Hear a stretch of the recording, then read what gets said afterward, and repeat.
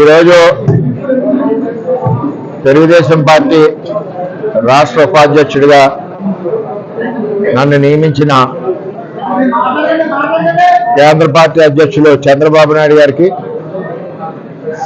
భవిష్యత్ నాయకులు working president Nara Lokesh గారికి ధన్యవాదాలు తెలియజేస్తా ఉన్నా. ఏదైతే తెలుగుదేశం పార్టీలో ఎవరైతే కష్టపడతారో వారందరికీ కూడా రాష్ట్ర కమిటీలో అత్యధిక ప్రాధాన్యత ఇవ్వడం జరిగింది. దాంతోపాటుగా ఇందులో కొంతమంది మండల స్థాయి ప్రెసిడెంట్లను కూడా విన్నాము.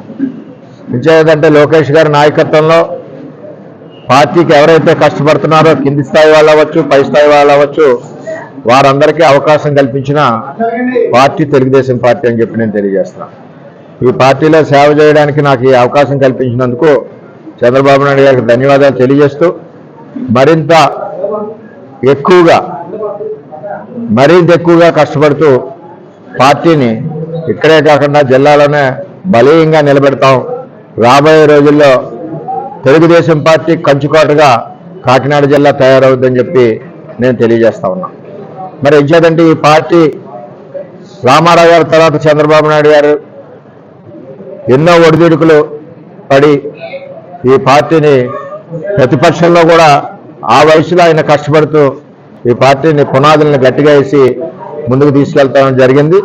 ఆయనకు తోడుగా నారా లోకేష్ గారు కూడా మరి ఈరోజు పార్టీ డెవలప్మెంట్ గురించి ఎంతో కష్టపడి అటు కార్యకర్తల సంక్షేమ నిధి అవనండి, యోగలం పాదయాత్రతో నారా లోకేష్ గారు యోగలం పాదయాత్రతో ఈరోజు తెలుగుదేశం పార్టీ అధికారంలోకి రావడానికి ముఖ్య కారణం నారా లోకేష్ గారు చేపట్టిన 3000 కిలోమీటర్ల యోగలం పాదయాత్ర అని చెప్పి నేను తెలియజేస్తున్నా.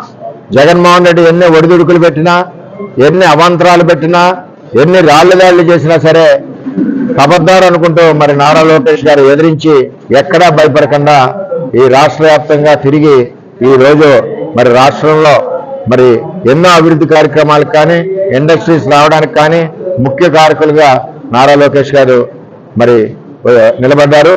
అదేవిధంగా ఆయనకు వర్కింగ్ ప్రెసిడెంట్ ఇచ్చినందుకు పిఠాపురం నియోజకవర్గం తరఫున కార్యకర్తలందరూ మనసులో ఉన్న కోరిక ప్రకారం మరి ఆయనకి వర్కింగ్ ప్రెసిడెంట్ ఇచ్చినందుకు ఈ తెలుగుదేశం పార్టీ ఇంకా బలపడమే కాకుండా 2029లో అధికారంలోకి వస్తుందని కూడా తెలియజేస్తాం. సార్, లోకేష్ కి వర్కింగ్ ప్రెసిడెంట్ ఇచ్చారు, తర్వాత ముఖ్యమంత్రి లోకేష్ గారేనా మీకు ఏమన్నారు? లోకేష్ గారికి ఇప్పుడు వర్కింగ్ ప్రెసిడెంట్ ఇచ్చారు కదండి, వర్కింగ్ ప్రెసిడెంట్ ఇచ్చారు. నెక్స్ట్ ముఖ్యమంత్రి కూడా లోకేష్ గారేనా మీ పార్టీకి? ఇప్పుడు తెలుగుదేశం పార్టీలో లోకేష్ గారి కంట అర్హులున్న నాయకులు ఎవరున్నారు చెప్పండి. మీరు అడుగుతున్నారు కదా ముఖ్యమంత్రి అని అడిగేటప్పుడు, ఆయనకంటే అర్హులైన నాయకుడు ఎవరున్నాడు? ఈవేళ కార్యకర్తల సంక్షేమ నిధి ఏర్పాటు చేసిన నాయకుడు లోకేష్. యోగలం పాదయాత్రతో తెలుగుదేశం పార్టీని నిలబెట్టి మొన్న అధికారంలోకి తీసుకొచ్చిన నాయకుడు నారా లోకేష్. ఈవేళ 1 కోటి కార్యకర్తల్ని మెంబర్షిప్ చేసిన నాయకుడు లోకేష్. 9 లక్షల కోట్ల పెట్టుబడులు తీసుకొచ్చిన నాయకుడు లోకేష్. అంటే ఆయన పరిణితి చెంది అడుగడుగు ఒక్కొక్క అడుగు పైకి ఎక్కుకుంటా, ఆయన చంద్రబాబు నాయుడు గారి కొడుకుగా నేను మాట్లాడట్లేదు. ఆయన ఒక తెలుగుదేశం పార్టీ కార్యకర్తగా 13-14 సంవత్సరాల నుంచి ఈ పార్టీని కొన్ని రోజులు బ్యాక్ ఎండ్ నుండి నడిపించి తర్వాత ఫ్రంట్కి వచ్చి ఇన్ని కార్యక్రమాలు అభివృద్ధి చేసి ముందుకు తీసుకెళ్లిన ఏకైక నాయకుడు నారా లోకేష్ గారు. ఆయనే ఈ రాష్ట్రానికి మా తెలుగుదేశం పార్టీలో చంద్రబాబు నాయుడు గారి తర్వాత పరిపాలించే అర్హత ఉన్న నాయకుడు నారా లోకేష్ గారు. మీరు అడిగిన చూసారా, ఇంత మించి ఇక తెలుగుదేశం పార్టీలో ఎవరూ లేరు. మా పార్టీలో భవిష్యత్తులో ఇస్తారు, అది ఎప్పుడు చేయాలి ముఖ్యమంత్రి, ఎప్పుడు చేయకూడదు, కార్యకర్తల అభీష్టం ఎప్పుడు నెరవేర్చాలి, ఇవన్నీ కూడా చంద్రబాబు నాయుడు గారు నిర్ణయం తీసుకుంటారు. ఈవేళ ఒక స్టెప్ వర్కింగ్ ప్రెసిడెంట్ గా ఇచ్చారు, ఈవేళ పార్టీ పగ్గాలు ఆయన చేతిలో పెట్టారు. రాబోయే రోజుల్లో కూడా మా భవిష్యత్ నాయకుడు మా తెలుగుదేశం పార్టీలో నారా లోకేష్ గారే పగ్గాలు చేపట్టి ఈ రాష్ట్రాన్ని ముందుకు తీసుకెళ్తారు. అది ఎప్పుడు నిర్ణయించాలి, కార్యకర్తల కోరిక ఎలాగ నిర్ణయించాలి అన్నది కార్యకర్తల అభీష్టం మేరకు మా నాయకులు ఎవరైతే చంద్రబాబు నాయుడు గారు ఉన్నారో వారి నిర్ణయం మేరకు జరుగుద్దని చెప్పి మేము తెలియజేస్తున్నాం. మా పార్టీగా మా తెలుగుదేశం పార్టీ కార్యకర్తలు మేము కోరుకుంటాం, మా యువ నాయకుడు కావాలని కోరుకుంటాం, తప్పేం లేదు. ప్రతి పార్టీ కోరుకుంటారు.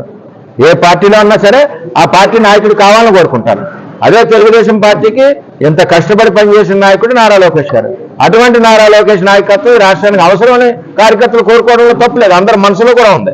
ఎందుకంటే ఒక పక్కన చంద్రబాబు నాయుడు గారు ఈ రాష్ట్రాన్ని అభివృద్ధి పదంలో నడిపిస్తున్నారు, ఒక పక్కన పార్టీ పగ్గాలు ముందుకు చేపట్టాలి, పార్టీ పునాదులు బలంగా ఉండాలని చెప్పి ఈ రోజు వర్కింగ్ ప్రెసిడెంట్ నారా లోకేష్ గారికి ఇచ్చారు.